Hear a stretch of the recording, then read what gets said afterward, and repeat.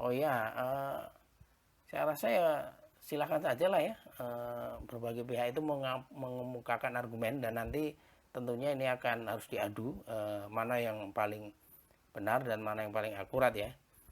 Misalnya Sekretaris Umum FPI yaitu Pak Munarman menyatakan bahwasanya tidak mungkin anggotanya itu membawa senjata tajam ataupun senjata api apalagi ya. Karena senjata api itu mereka tidak punya akses untuk itu dan mereka terbiasa dengan tangan kosong. Lah ini tentunya kan sesuatu pernyataan yang normatif ya. Karena kita sama-sama tahu bahwasanya di negara manapun di dunia ini memang peraturan untuk kepemilikan senjata api untuk di luar institusi yang berwenang itu memang prosesnya tidak mudah. Akan tetapi ya di lapangan kenyataannya tetap ada pihak-pihak tertentu yang bisa memiliki senjata api itu baik melalui prosedur yang legal ataupun yang ilegal gitu ya.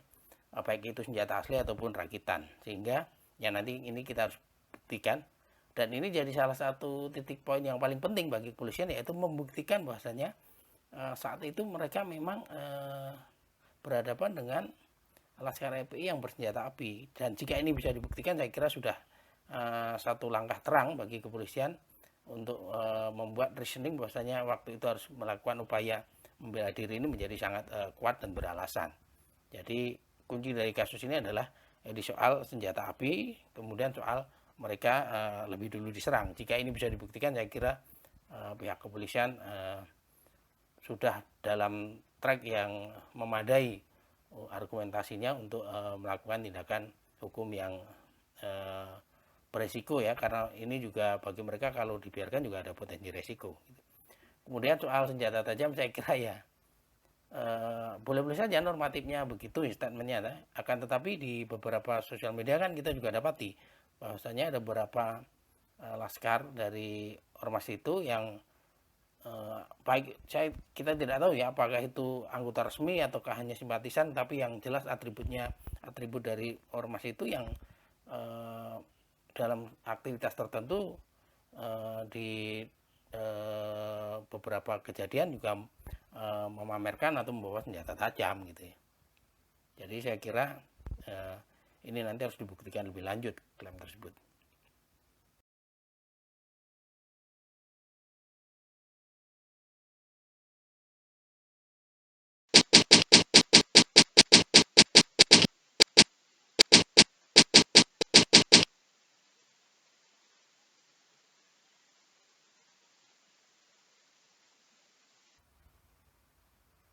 Oh ya, saya rasa ya silakan saja lah ya, berbagai pihak itu mengemukakan argumen dan nanti tentunya ini akan harus diadu, mana yang paling benar dan mana yang paling akurat ya. Misalnya Sekretaris Umum FPI yaitu Pak Munarman menyatakan bahwasanya tidak mungkin anggotanya itu membawa senjata tajam ataupun senjata api apalagi ya. Karena senjata api itu mereka tidak punya akses untuk itu dan mereka terbiasa dengan tangan kosong. Lah ini tentunya kan sesuatu pernyataan yang normatif ya. Karena kita sama-sama tahu bahwasanya di negara manapun di dunia ini memang peraturan untuk kepemilikan senjata api untuk di luar institusi yang berwenang itu memang prosesnya tidak mudah. Akan tetapi ya di lapangan kenyataannya tetap ada pihak-pihak tertentu yang bisa memiliki senjata api itu baik melalui prosedur yang legal ataupun yang ilegal gitu ya. Baik itu senjata asli ataupun rakitan, sehingga ya nanti ini kita harus buktikan dan ini jadi salah satu titik poin yang paling penting bagi kepolisian yaitu membuktikan bahwasanya saat itu mereka memang berhadapan dengan Laskar FPI yang bersenjata api dan jika ini bisa dibuktikan saya kira sudah satu langkah terang bagi kepolisian untuk membuat reasoning bahwasanya waktu itu harus melakukan upaya membela diri ini menjadi sangat kuat dan beralasan.